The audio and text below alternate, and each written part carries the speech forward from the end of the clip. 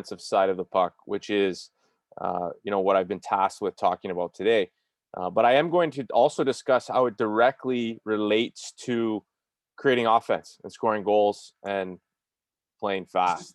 So for us, our philosophy at Curry College with our program is when we're playing defense, we want to get the puck back as fast as possible. That's our mission. So it's not enough to just negate chances and contain. We're trying to get the puck back as quickly as we can, and then we want to attack in transition because we know that that's the best time to score. Because the highest quality chances are when right after you take the puck from the other team, right? They're vulnerable, they're spread out, they're oftentimes three or four, or maybe even all five players on the wrong side of the puck now, and we have a chance to take advantage of our superiority of numbers and score in transition. So that's how we sort of go about trying to sell it to our players, is trying to make that connection between being great without the puck on the defensive side, and how it relates to scoring goals and scoring offense. And the better we are there, the quicker we can get the puck back, the quicker we can go do the fun things. So one thing that we talk about is this 8-5-3 transition. It's more of a mindset than anything else. But there's a statistic that says that basically there's a certain amount of time between when a team turns the puck over that they have to recover the full defensive posture in the defensive zone.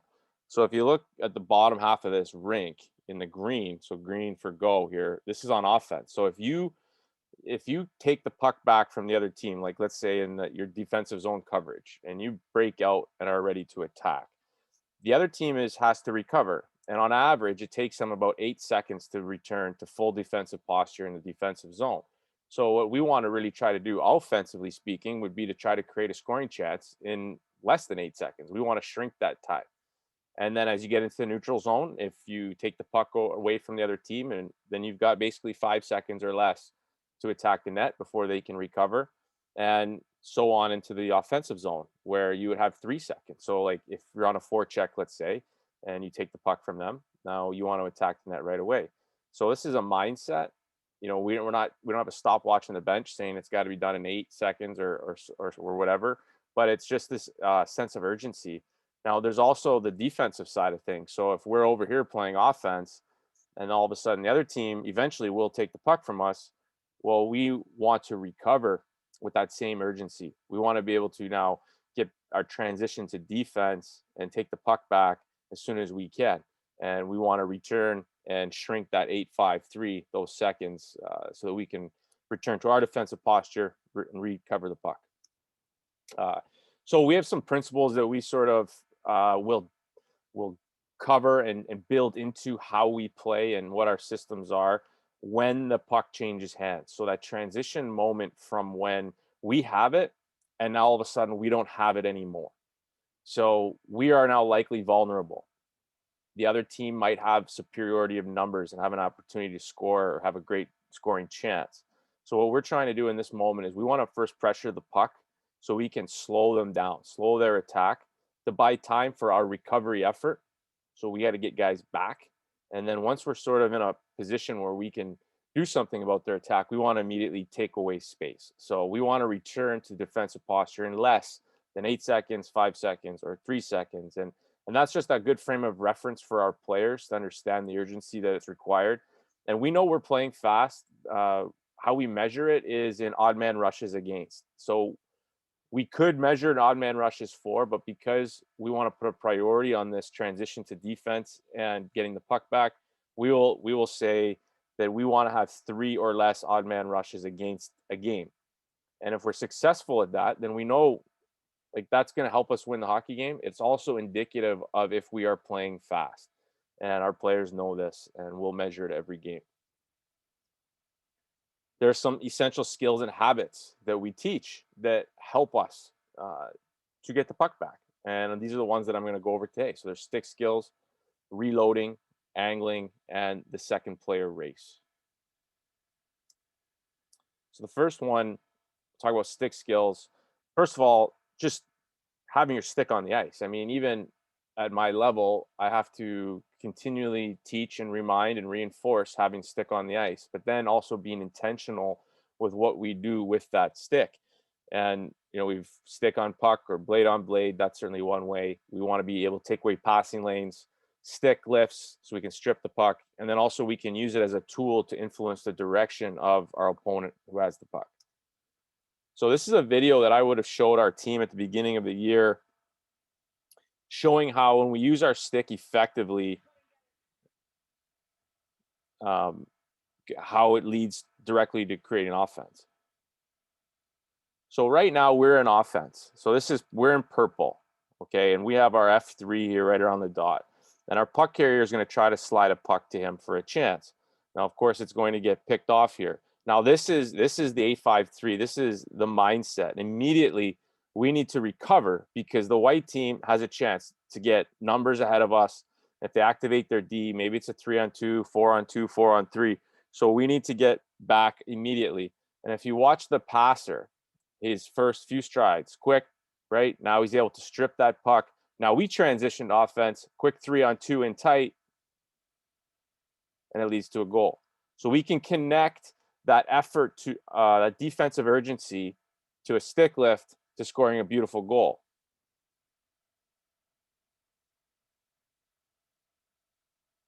So we've just attacked the net. We're in purple again. The white team is going to take off. And now you're going to be watching our two low forwards. Coming back, great stick, take away passing lane, disrupt it, stick on puck, ends up back on our stick, and we get to score a goal. And you saw how vulnerable and out of position the white team was. This one's coming out of the offensive zone. So we've got a great angle and a reload, which we'll get to. We're going to watch his stick, but I also love our two low forwards in white. We're at home right now, and they're winning the race. They're getting above their defensemen, negating them from joining the attack. But we got this good angle, just a good stick on puck, slows them down. Okay, now they turn it over. It leads to a beautiful goal.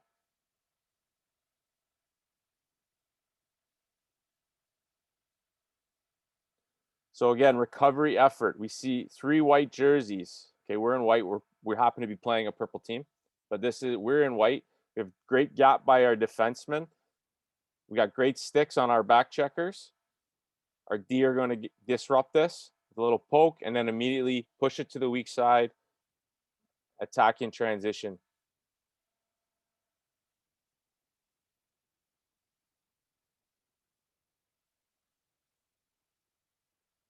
So this is a seemingly harmless play. We're back at home. We're in white. It's neutral zone defense. Our F1 here is just going to get a nice stick on puck right there. Just enough to disrupt this pass. So the pass goes off target to our defenseman, who quick up, good support, make a couple plays. We end up with a nice goal. This is the teddy bear goal, so our camera person had a little bit of an issue. Sometimes you just got to be persistent. We're going to try an awfully optimistic pass here, but we stick with it. Great stick. Beat your player in the net. Score a nice goal. And here's on the penalty kill. This is sort of a combination of all of them. So you're going to watch our number 7 here on the forecheck, goes behind the net. Just his persistence, strong on his stick. He's trying to lift it, stick on puck. He's all over it, staying relentless. Okay, and we score a big time shorthanded goal. So we will emphasize our stick in almost every drill we do in video sessions as much as possible. And using our stick effectively in those situations it makes you really difficult to play against. And as we move to this next subject of reloading, you'll see as you watch these clips how none of these happen in a vacuum. Like all these skills and habits sort of layer and blend on top of each other, and you start to see how they connect. So when we're talking about reloading, this is the recovery effort that I spoke about and that 8-5-3 mindset, and specifically speaking about our forwards in the offensive zone. So we've given up the puck somehow. The other team has it, and our F3 getting back above the puck. Our F1 and 2 has to get back to, that recovery effort. So we'll say a few things. One would be 5 hard strides. So in order to do this 8-5-3 mindset, we'll be telling our forwards it's 5 hard strides immediately. And then we tell our low forwards, win the race. And what that means is they want to win the race to the top of the circle. They want to beat the other team's defenseman. Most teams are trying to activate a defenseman into the rush in those situations. So if our forwards can win the race to the top of the circles, that D is way less likely to join the rush. Most D, if they get to that point and they look up and they see 5 players on the other team, they're just not going to get involved. They're way less likely to. So that's a great way to win that race and deter them from joining, getting a 4th player. And then reloading is just about getting back above the puck.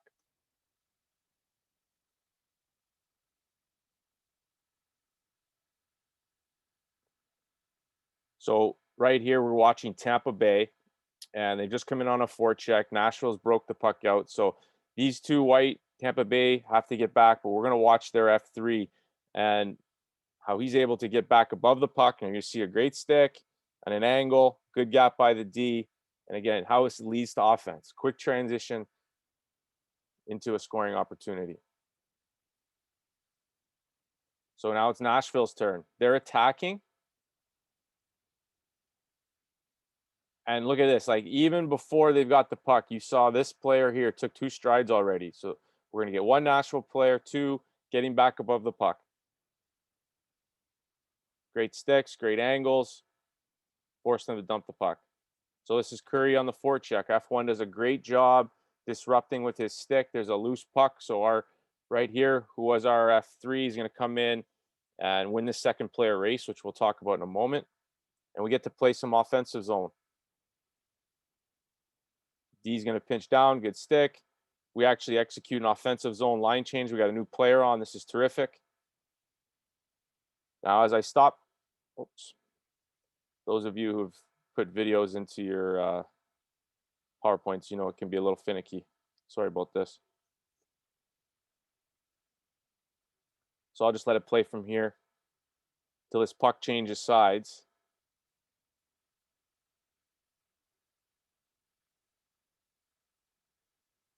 You watch our player who's pressuring the puck. So we want to pressure the puck here, buy time for our recovery effort. The issue is watch his stick. He's not going to do a very good job. It's up in the air. You could see it there. So that puck gets out of the corner. But we've got great recovery effort. We've got a great reload. So we got players back above the puck. Good sticks, back above the puck here again. And we're going to force a dump in rather than a chance against. So this time it's Carolina, the dark jerseys. I would like to point out how low their defenseman is, just sitting on top of their winger, taking away space, shrinking the zone. Here's their F3.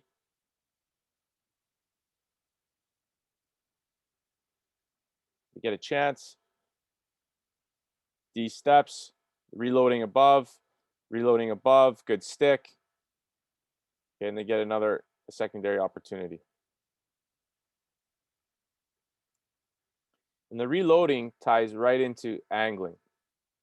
So when we teach angling, whether it's forwards or defensemen, the first thing we'll talk about doing is influencing the direction. So we want to sweep or push the player, our opponent with the puck, out of good ice, so out of the middle of the ice, towards the boards, towards outside of the dots, into some bad ice, where then we can then tie. We do this with our skating and our stick positioning, and then we can time our skating to get hip to hip with that player. We can get stick on puck at that point, and then when we're in great position, we can continue skating and cut the arms of that puck carrier, meaning basically you're just skating right through their elbows to separate them from the puck. You can get a stick lift at that point, and that is how the basics of how we teach angling. So we're going to show some examples of forwards and then defenseman angling.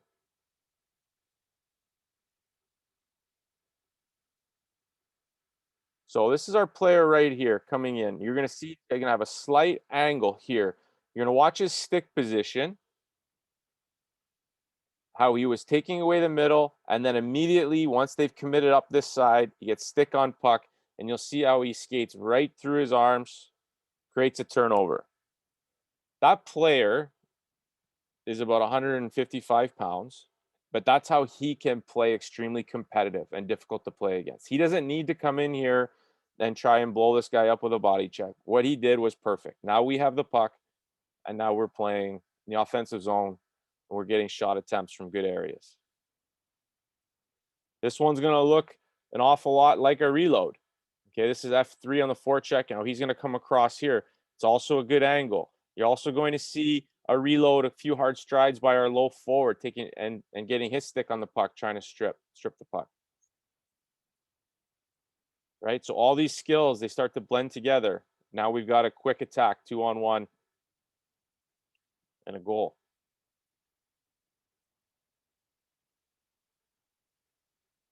So these are a couple of Northeastern clips. So Northeastern right now is in black.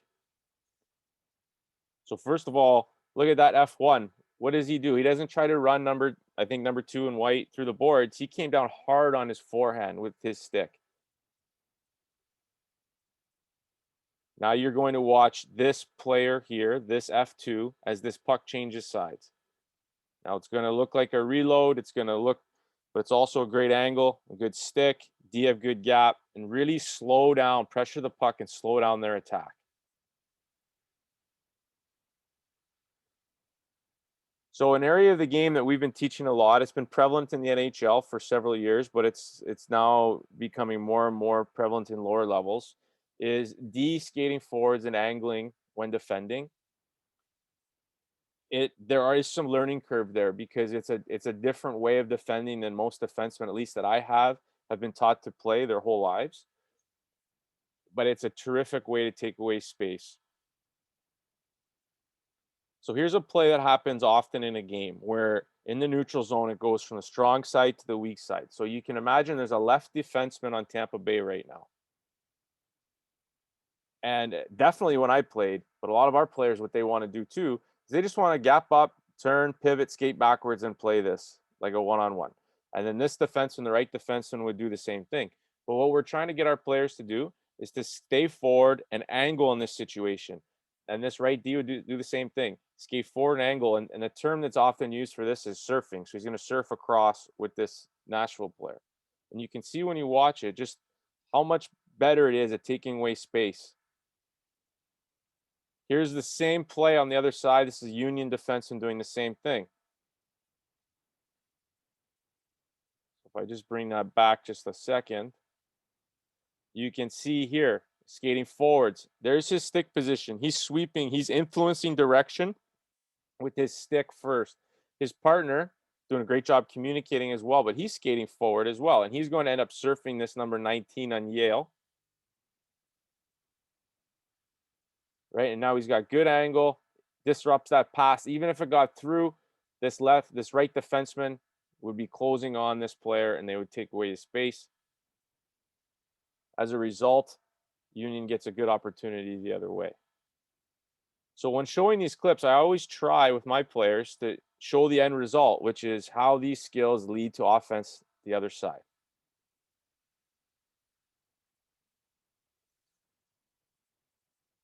So right away, I'm going to keep showing how these things blend together. So Tampa Bay has it. Now they don't.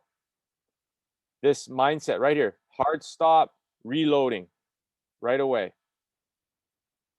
Getting back above the puck, angling. Sorry, folks. Here we go. Right D skating forwards as well. And now you're going to watch Hedman. He's going to take a step forward, angle. Great stick there as well. Shuts the play down.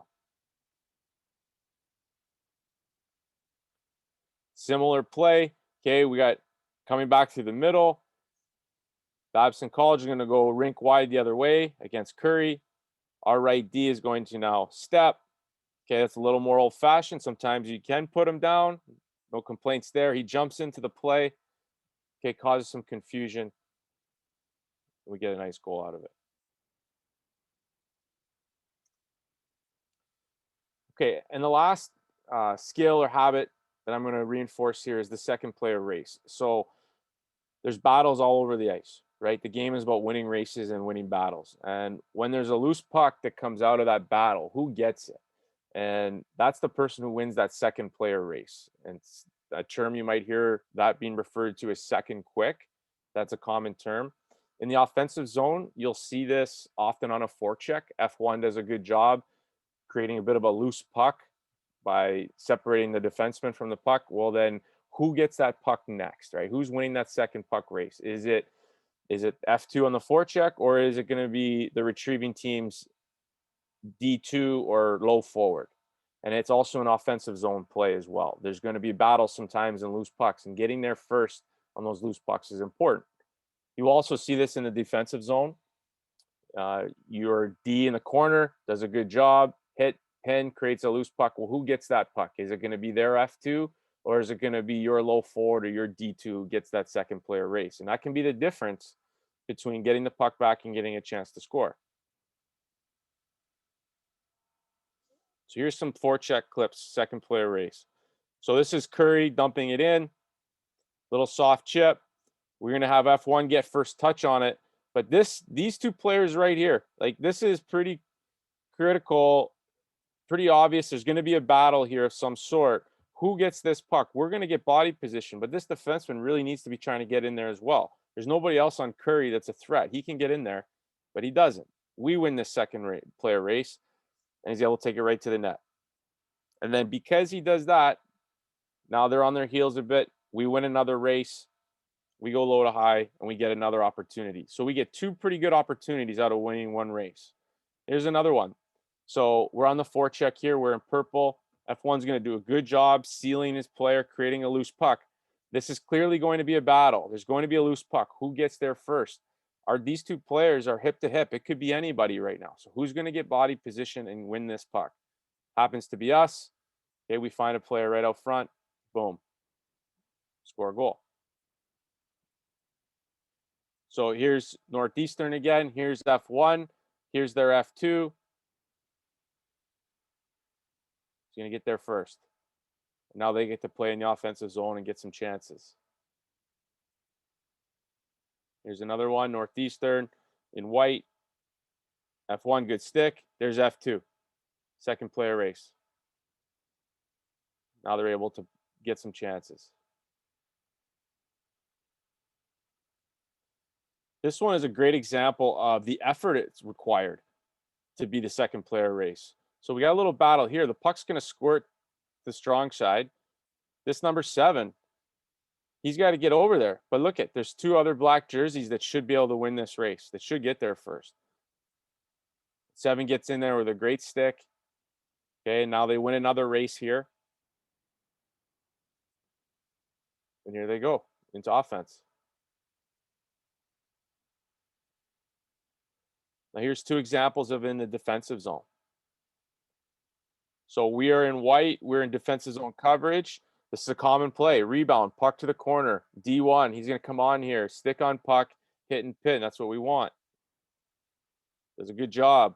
Now there's a loose puck. Okay, our low forward in this case is going to get it. He's there first. Great. There we go. Tough read by their D. Good support by us. This is a defenseman who activated for us. We get a 3-on-1, but don't quite capitalize. This is a retrieval situation. Again, this is a battle. This happens all the time, every game. Who's going to get this second player race? So as this develops, you'll see their white player comes back post. He's likely reading that they want to push it weak side here, but we do a good job tying it up. And as a result, we get that second puck or that second player race. We transition to offense. We're going to activate a defenseman. Nice entry. That's a D driving the net who ends up scoring the goal.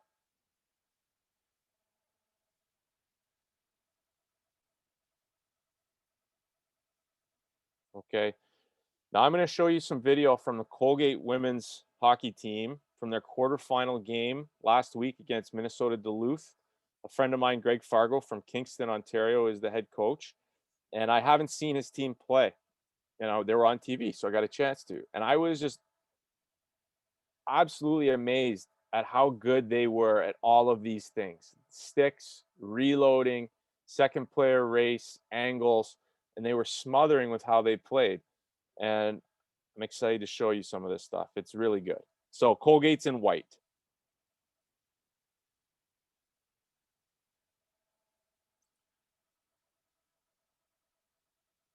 So right here, the D's coming in, stick on puck. Look at this reload here and here. That body posture. They are working hard. Back above the puck. There it is. Second player race in there. D steps with a reload. Pressuring the puck. Stick on puck. They've executed an offensive zone change. Here's the new fresh forward, an angle and a stick. We got a reload and a stick, a good gap. So that just took 40 seconds for Duluth to get out of their end. They're changing. But now what can happen is Colgate can transition and quick up and go. And they can attack before the Duluth defenseman can change. So these are the same D. As a result, they're gassed. Now this Colgate player can walk right to the net. Here's good sticks in the offense or in the neutral zone. D step, good stick. Okay, turns into an opportunity.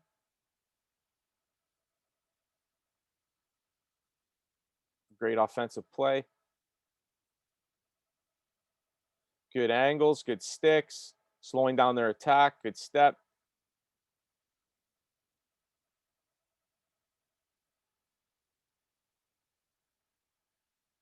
Now look at from her knees, little poke. Then Duluth does it. Now they're angling back above the puck. I do want to highlight that. Like that's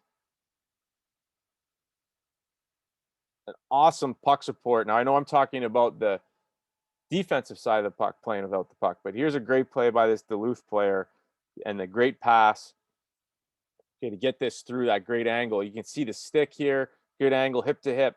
They're defending this as well as you possibly can, but Duluth makes a great play. Slip pass here, this player supporting. Then you watch weak side D, going to step, forward angle. Look at the details here of this back checking forward, stick on the ice. Now you're going to watch this left defenseman. Stick on puck here. Nothing. I was very impressed with how they played the game that way. So right before we get to some discussion, I'm just going to give you a sampling of some drills. There's way more than what I'm going to show you today, and I'm happy to go deeper in this subject, but I'll give you a sample of some options to just kind of get the wheels turning on maybe some ways that you can practice these skills. This is going out of both ends. Just get a little stop or a pass, go to the net, and then a predetermined route. So this is a good drill to get comfortable with the timing of the skating. It's a predictable situation, so the defender has the advantage. And you can watch this angler right here as he's got a good stick. He's timing his skate. He gets hip to hip. Now he skates right through the arms. And now he's just going to go in for a shot for fun. This is similar skill, much more difficult. Okay, so you see the stick position first, protecting the good ice. Okay, now they commit to that side, get stick on puck. Now get hip to hip, and then play through his arms. Now you're going to get a different view of the same drill here just in a moment. Right here. Very good. This is a good one for offensive zone. So we're going to go practice a stick lift here. He's coming in. Okay, cut through the arms. Hard stick lift. Pass to the dot for a quick shot. And it's continuous. This drill, we have a 2-on-2 in front of the net. We have a third player behind the net. They get 3 pucks. So on the whistle, the 2 players in front of the net on offense are trying to get open. The 2 defenders have head on a swivel. They're using their stick skills to take away passing lanes. And then as soon as the puck comes into play, well, then they're battling for it.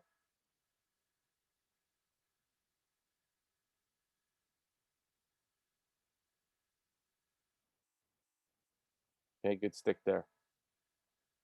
This is a game. It's a 2-on-2 game in the neutral zone where coach will pass the puck to the goalie who will set it behind the net. The offensive team has to come behind the net to pick the puck up. So we're setting up a natural angle here. The defending team, in this case purple, will come and angle to start the drill. From there, they just play it out 2-on-2.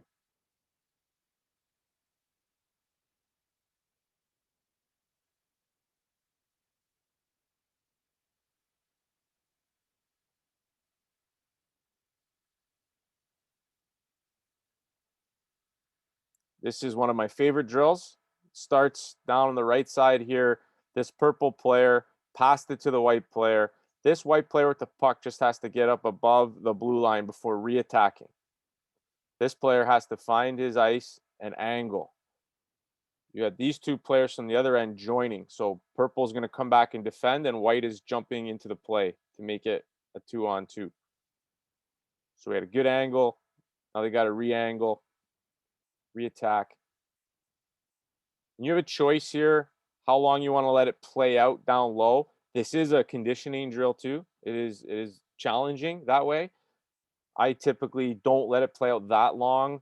My emphasis on this drill is in the essentially the getting to the net on the rush and the back checking piece and the angling. But when you blow your whistle here, that initiates the other side. So the whistle goes. Okay, so sorry.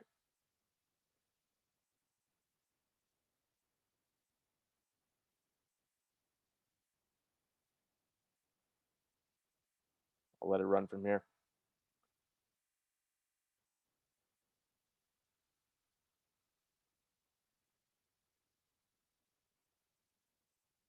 So whistle goes, pass the puck across, find your angle. And now you've got all these different scenarios on the rush that could come out of this. Angling, attacking the net, 2-on-1s, 2-on-2s, back checking, and it's continuous both sides.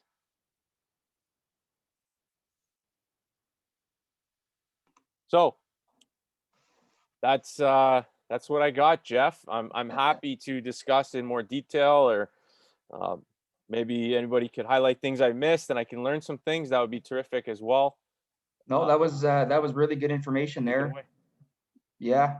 And I love the fact with the drills too, because I think a lot of coaches at the minor hockey level are intimidated by playing away from the puck. So just showing some drills, some easy drills that they can use with their teams will help out a lot.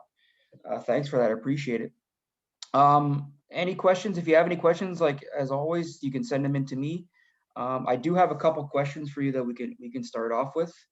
And these are questions for me personally. How often do you guys work on play away from the puck in practice? Well, probably every day. So we theme our days. So we're at the luxury of a pretty consistent schedule, right? We'll play Friday, Saturdays, so our weeks can be pretty routine. And Mondays is a day where we would focus on skills and then limiting factors. So if there's anything from a team level that we think we really need to address, we can do that on a Monday. Otherwise, it's a skill focused day, and it's a day where we'll address limiting factors for individuals. And then it's still also a bit of a recovery day from the weekend. And then Tuesday, we call it competition Tuesday, but that's a day where we will focus on uh, possession situations like defensive zone coverage and offensive zone attack, because they go hand in hand. So you've got a lot of play without the puck there, but our focus in that case would be more on the defensive zone coverage side of it. Wednesday is our play fast Wednesday day, where we would do that pioneer drill, the one I showed at the end. And now we're getting a lot more of transition play. We're getting angling in space. We're getting those sorts of situations. And we're also about attacking on the rush and entries and trying to score goals in those situations. And then Thursday, we're doing some it's a speed of mind and hands day is what we call it, speed of mind and hands. And we're trying to keep things quick and intense, but no contact, short practice, but at 100% intensity. But we end up doing things that require a lot of passing in tight and stuff like that. So there's a lot of stick skills defensively and offensively that get reinforced. Awesome. One more. I do have another one for you. And this is more for players, essentially, but when you're recruiting, how much emphasis do you put on play away from the puck? How much are you looking at players who know what to do and good proper stick and how to angle? Or is that something that you can overlook and deal with when you get them to Curry? Well, I think the reality is when players come to me, they all come to me at a different point. Like they're not all showing up with the same level of experience and skill. And so I'm not at a point where I can just write guys off, let's say. But sometimes, honestly, that can like it's kind of an easy fix. I mean, yeah, it's habits, but it is easier to get a player to angle and use a stick defensively than it is to try to get somebody to be able to score goals who can't. So or who hasn't so far, maybe is a better way of putting it. Mhm. Right? Like it so no, I mean I watch for it. I think it's an indication of some hockey IQ. I think it's an indication of some effort and care and uh, attention to detail and probably coaching. Uh, but sometimes it could also be an opportunity. Okay, this player is really good. They have some issues here, but I think I can address those. Awesome. We have another one just came in. Does your F1 back checker stay with the puck carrier once D has him at own blue line? So we call that TNT for talk now time. And if the forward thinks he can catch that player by the blue line, he'll stay with him. If he doesn't think he can catch him, then he'll return middle and immediately start looking wide. Is there a wide option that he's going to try to take a passing lane away? He's got a head on a swivel, looking for a late player. Hopefully, our F2 and 3 who are caught lower in the zone have recovered and are back in the picture as well. But there's a feel and a sort out there between him and the defenseman. So what's your cutoff point then for your forwards to start looking? As soon as he thinks he can't catch him. Okay, gotcha. Um, there was a second part of that, but I think you answered that. Is there any other questions? Does anyone have any other questions? I don't see any coming in. Speak now if you have anything. If not, we'll get you out of here on that one, TJ. Okay. Yeah, thanks a lot. Thanks again, everyone, for attending tonight. Some really good information, and TJ, I really appreciate that. That was some really good info for our coaches to take away. Well, it's my pleasure. I'm happy to do it. I'm happy to continue the conversation with anybody who's interested. Feel free. I know, Jeff got my contact information. They can find me on Twitter. It's my name and TJ Manastersky.